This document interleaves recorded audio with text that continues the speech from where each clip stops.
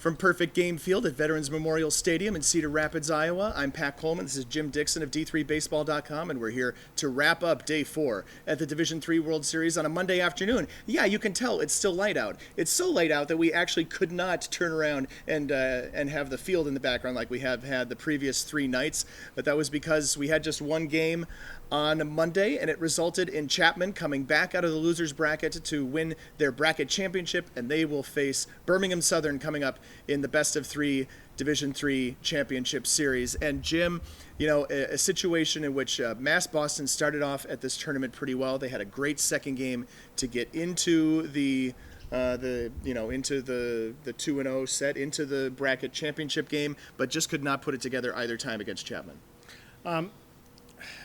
It's Jonathan Hernandez really takes a lot of credit for pitching 8 strong innings and getting Panthers to the championship series. Yeah, Hernandez goes 8 innings on Monday, gives up 8 hits, 4 runs, 3 of them earned, walked just 1, and struck out 5. And here is what Chapman coach Scott Laverty had to say about Hernandez's performance. I just can't say enough about Jonathan, what he did.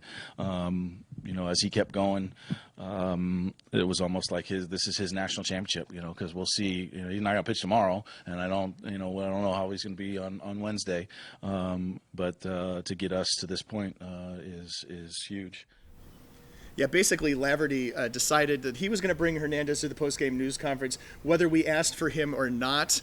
We got to hear a little bit about what he did, and of course, one of the things that he did that was most important is he saved that team's bullpen for another day. I don't think that Nick Garcia could have come out for another inning. It's nice for him to get a whole day of rest. He may have to pitch 2 games tomorrow and save them both. Indeed. Of course, best of 3 championship series coming up, and it will start at 11 a.m. on Tuesday between Birmingham Southern and Chapman, and then they will play again a half hour afterwards in Game 2. If there is a Game 3 needed in this best of 3 series, it will take place starting here on Wednesday morning in Cedar Rapids.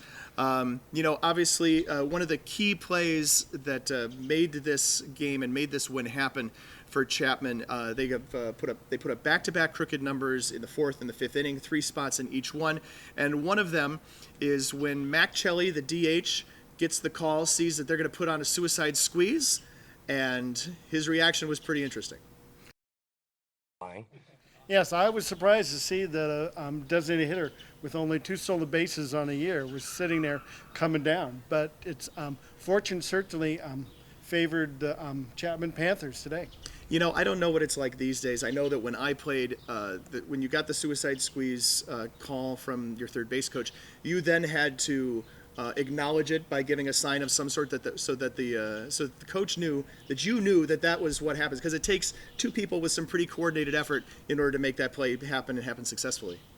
And what I was looking at the play before when Cheli hit the triple, came around second, stumbled a little bit. He looked back up at his base coach and he said, come on. Same thing with stealing home. I was kind of shook. I saw Fox still waving on,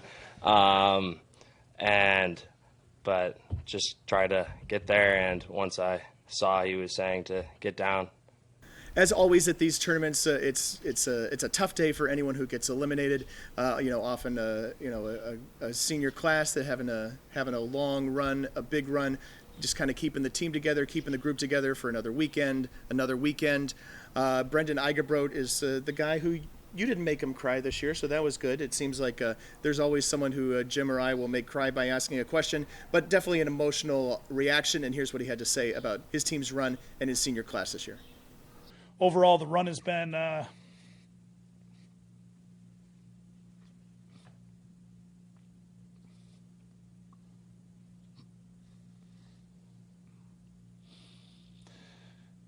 tremendous. These 9 seniors have been so much to the team and the culture of the program. So that's why I'm getting emotional about it. The team will be back. I'm not worried about the national championship. It's just coaching these guys. I mean, this was such a fun group who's just put us on a different stratosphere. And the way that they've competed has been great.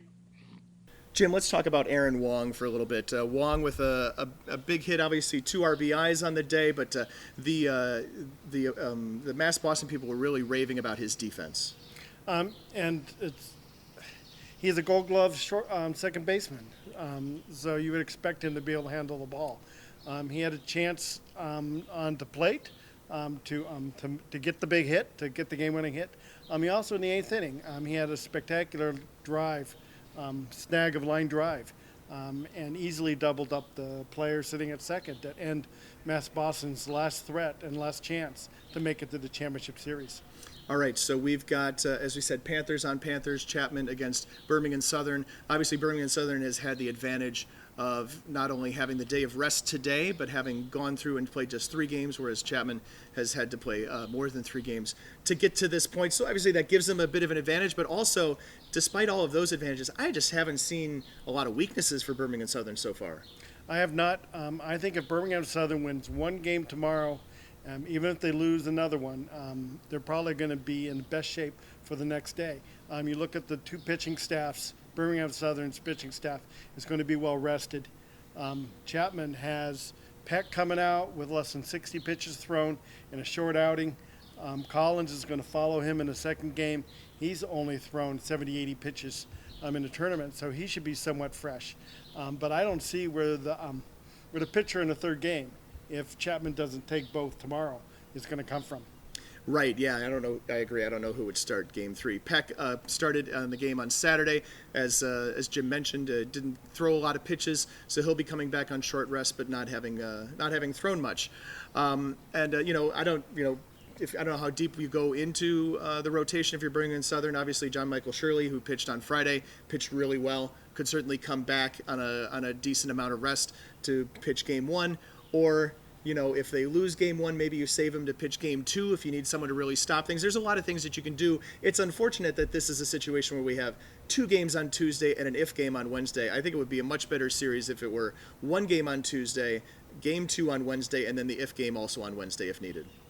I think Birmingham Southern still, you got Shirley, you got Cook in the starting rotation. They're 2 best pitchers.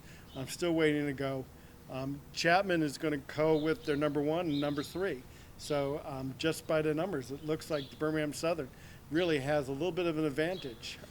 But the Chapman pitching staff has been so good all season long, and I'm sure that one bad outing for Tyler Peck is not going to reoccur. I think we're going to see the All-American that we expect to see tomorrow.